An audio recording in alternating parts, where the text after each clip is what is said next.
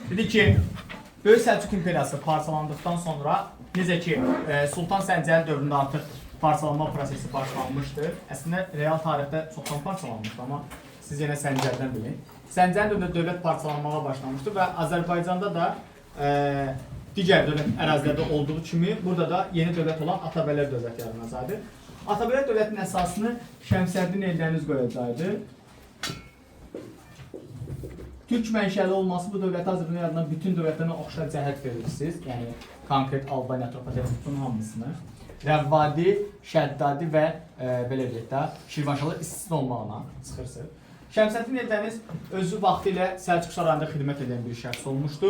Yəni, bir növ qulam olmuşdu. Yəni, onun Səlcuqların nökərləri olmuşdu. Sonraki dövrlərdə nüfuzu artacaqdır, bilik və bacarığına görə ona artıq nüfuzu qalxır və getdikcə Səlcuq sarayında xidməti vəzifələrə layiq görüləcəkdir. Həmçinin Şəmsəddin Eldənizin saray daxilindəki çəkişmələrə də bir növ belə fikir verməməsi, qarışmaması onu hökmdarın yanında nüfuzun daha da çoxaldacaqdır.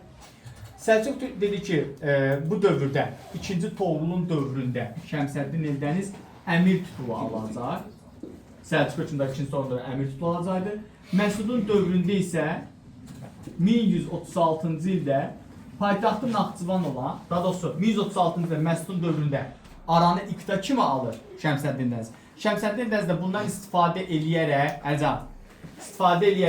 1136-da paytaxtı Naxçıvan olan yeni bir dövlət olan Eldənizə dövlətin əsasını qoyur. Azərbaycan şimalında yaranması Albaniya götürürsünüz, Şirvanşah, Şəddadi və Eldənizləri götürəcəksiniz. 1136-da paytaxtı Naxçıvan şəhəri olan Şəmsəddin Eldəniz dövləti yaradacaq. 1160-cı ildə Atabəyi olduğu Arslan Şahı hakimiyyətə gətirərək böyük Atabəy titulu alır və beləliklə bütün İraq Səlcuq Sultanı idarəsi keçəcəkdi buna. Bu Atabəy demək nə deməkdir? O dövrdə şəhzadələr fərqi yoxdur da, yəni hansı ölkənin şəhzadəsi olur olsun, onlar tərbiyəçilər tərəfindən təlim görülürdü. Onların bütün həm təhsilləri, həm oxudulması, həm vuruşma qabiliyyətlərinin öyrədilməsinin hamısını tərbiyəçilər edirdi. Fərdi yanaşma kimi. Fərdi yanaşma kimi, bəli. Tərbiyəçilər edirdi və bu tərbiyəçilər hətta şəhzadələr atadan, anadan çox tərbiyəçiləri görürdülər. Və tərbiyəçiləri gördükləri üçün onların sözlərindən çıxmırdılar. 1160-da da Arslan Şahı Şəmsəddin Eldəniz hakimiyyətə gəlməklə özü bir növ dövlətdə ikinci şəxs oldu. Hətta Arslan Şah onun sözündən çıxmırdı. Yəni Şəmsəddin Eldəniz nə deyirdi, kimi deyirdi, dövlət xadimi kimi onu vəzifəyə gətirirdilər. Ona görə deyir ki, 1160-da Böyük Atabəy titulu almaqla əslində İraq Səlcuq Sultanı idarəsi tamamilə Şəmsəddin Eldənizə keçəcəkdir. Şəmsəddin Eldəniz bundan sonra nə edəcəkdir? Hansı addımlar atacaqdır? Birincisi, mərkəzi hakimiyyətə tabi olmayan Səlcuq hakimiyyətlərini bir növ belə deyək, əyanlarını mərkəzi hakimiyyətə tabi eləyəcəkdir Şəmsəddin Eldənizin. İri əyanların bir növ əl-qolunu yığacaqdır. Sonra Şirvanşahları tabi eləyəcəkdir. Şirvanşahları tabi etmək Saci, Salari, Səlcuqla oxşar cəhət eləyib, yadda saxlayın, yəni bunu konkret olaraq veririk, Aksanı hakimiyyətə gətirir o mənada. Sonra bundan bərabərində, Şirvanşahları tabi eləməklə bərabərində mərkəzi hakimiyyəti gücləndirəcəkdir. Suvari 50 minlik qoşun yaradacaqdır. Hərbi islah keçirmək Xiyaksar, Əbləsəvər Şavur, Mihrəbulu xan, İskəndər, Şəmsəddin Eldəniz, Mettey və Teoman Tanhun da oxşar cəhət kimi verirsiniz, yəni onun kimi. Bu dövrdə Azərbaycan qərb torpaqlarını tutmaq istəyən təbii ki, kim var idi? Gürcü, Erməni, Bizans var idi. 1139-cu ildə Gürcülər Gəncədəki zəlzələdən istifadə eləyərək Gəncəyə hücum eləmişlər. Hətta Gəncə qala qapılarını da bugünkü bir hissəsini götürüb özlərində saxlayırlar. Bir növ qələbə hədiyyəsi kimi saxlayırlar özləri. 1139-da 12-ci əsrdə zəlzələ baş verməsi Gəncəni Şamaxı şəhərinə oxşar cəhət edirsiniz, yəni bunu da yadınızda saxla. Və bu vaxt Gürcülərin 1160-da Dəbil və Aniyə hücumu olacaqdı. Dəbil və Aniyə hücumları olacaqdı və oranı bir növ ələ keçirəcəklər 1161-də. Sonraki istiqamətdə isə 1163-cü ildə bunlar daha çox böyük bir ordu ilə Naxçıvana hücum edəcəklər. Naxçıvan döyüşü baş verib Eldənizlərlə gürcülər arasında və Eldənizlər qələbə qazanacaqdı. 1164-də isə 1164-cü ildə isə Gürcüstana səfər edib və paytaxtın ələ keçirərək, Tiflisi ələ keçirərək yandırır və gürcüləri tabe eləyəcək. İndi qulaq asın. Gürcülərlə müharibə aparmaq Eldənizləri Saci, Salari, Şirvanşah, Rəvvadi, Şəddadi oxşayacaq. Hamısı oxşayacaq. Səlcuqu da verirsiniz, bəli. Amma Gürcüstana səfər eləmək, yəni Gürcüstana hücum eləmək deyirsinizsə, Şəmsəddin Eldənizi Məhəmməd ibn Əbsazla Sacilər, Yusuf Əbsazla Sacilər, Mənziban ibn Məhəmmədlə Salarilər, bir də Gürcüstan, Şərqi Gürcüstan tutulmasını Səlcuq türklərinə də verə bilərsiniz. Yəni Alparslan və Torla da verə bilərsiniz, fərqi yoxdur. Yəni bu forma səfər eləyənlər kimi götürürsünüz.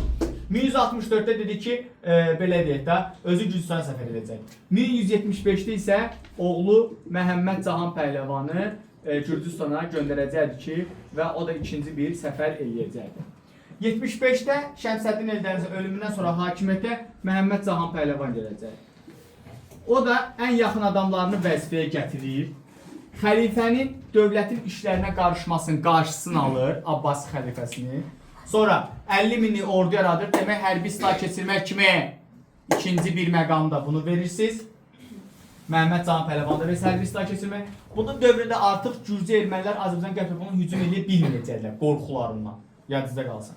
1175-də iki hadisə baş verəcəkdir. 1. Paytaxtı Həmədana köçürür Naxçıvandan. 2. Təbrizi Ağsunqurlərin əlindən alacaqdır. Eyni ildə baş verən hadisələrdən biri də 1175-də biz hansını deyirdik? Dərbəndə Slavenlər tərəfindən tutulması olacaqdır. Məhəmməd Cahan Pəhləvanın dövründə dövlətin siyasi qüdrəti güclənəcək. Bu vaxt Azərbaycanın idarəsini qardaşı Qızıl Arslana tapşırır və bu vaxt artıq Azərbaycanın mərkəz şəhəri Təbriz olmağa başlayacaq. Məhəmməd Cahan Pəhləvandan sonra hakimiyyətə Qızıl Arslan gələcəkdir. Qızıl Arslan dövründə hakimiyyət zəifləyəcəkdir. Buna səbəb nə idi? Məhəmməd Cahan Pəhləvan oğlanları bir növ belə deyək də, Qızıl Arslan əmirlərinin hakimiyyətinə razılaşmayacaqlar və ona qarşı qiyamlar qaldıracaq. Bu vaxt İraq Səlcuq Sultanı 3-cü Toğrulda bu məsələdə dəstək olacaqdır. Həmçinin Şirvanşahlar da o tərəfdən bir növ belə deyək də, ayağa qalxmağa başlayacaqdır. Təbii ki, Qızıl Arslan 1190-da Həmədan döyüşü baş verir. Bilirsiniz də bir dənə də Həmədan döyüşümüz bizim 642-ci ildə baş vermişdi. Oxşayacaq kimi. Həmədan döyüşü baş verir və bu döyüşdə Qızıl Arslan qələbə qazanır və İraq Səlcuq Sultanı məğlub edir. Bundan sonra Qızıl Arslan Azərbaycan tarixində ilk sultan titulu alan hökmdar olacaq. Sultan titulu alması Mahmud Qəznəvinə oxşar cəhətdir. İndi bir də bundan sonraki dərsdə gələcək təsəvvür, bir də Sultan Toğrulu da verəcəksiniz. Yəni Səlcuqlarda. İlk, burada söhbət yeni edirəm. Yadınızda saxlayın. Birinci hökmdarlardan sonra istənilən hökmdar sultan gəlir. Məsələn, Sultan Toğrulu ilk dəfə sultan titulu alıbsa, ondan qalan bütün hökmdarlar sultan titulu alacaq. Söhbət burada oxşarlıq kimi verəndə ilklərdən gedir. Məsələn, Azərbaycanda Qızıl Arslandır. Eldənizlərdə Qızıl Arslandır.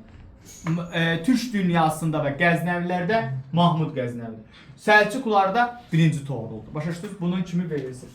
Qızıl Arslan dövründə dediyi Həmədan döyüşünü, rəqiblərini darmadağın etdikdən sonra 1190-da Şirvana hücum edib və Şirvanı da yenidən aslaha salacaqdır və 1191-də elə Sultan titulunu qəbul edəcək.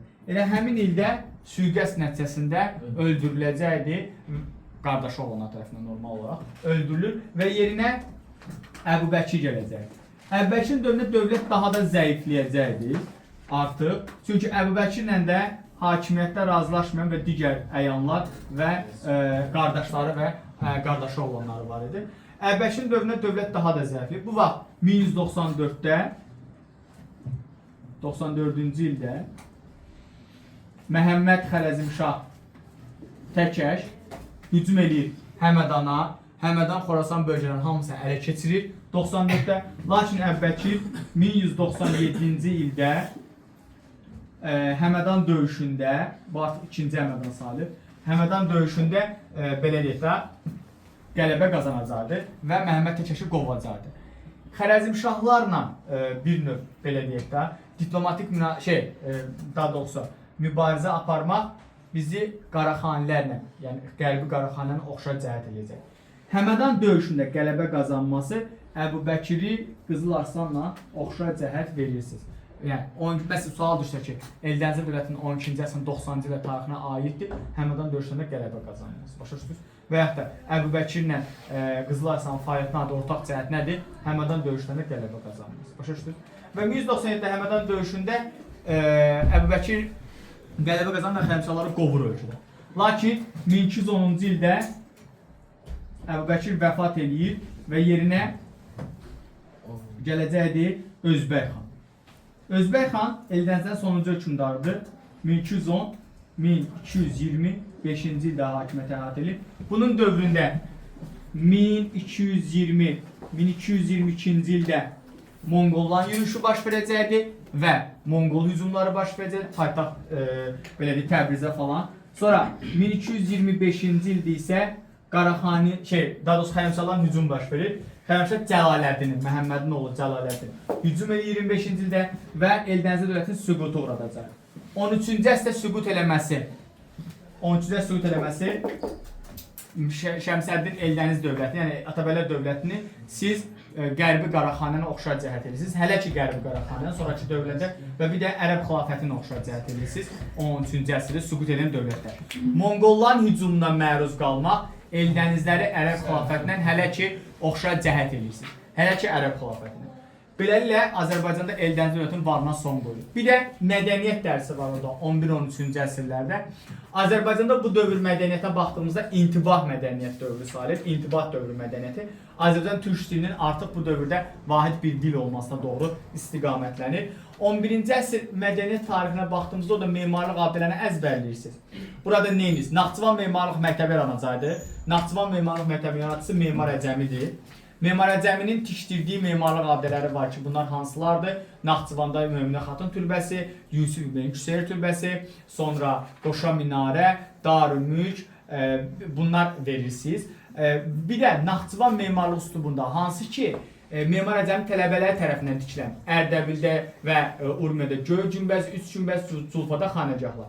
Şirvan memarlıq abidələrinə baxdığımızda Qız qalası, Sınıq qala məscidi, sonra bundan bəri Gülüstan, Buğurt, Şabran qalaları, Mərdəkan qalası, Cümə məscidi Bakıda. Yəni bunlar da 12-ci əsr memarlıq abidələri. Oradakı şəxsiyyətlərdən yalnız Memar Əcəmini oxuyursunuz, başqa heç bir şəxsiyyəti oxumursunuz. Amma qalan nə varsa memarlıq abidələri və digərləri hamısı əzbərsiniz.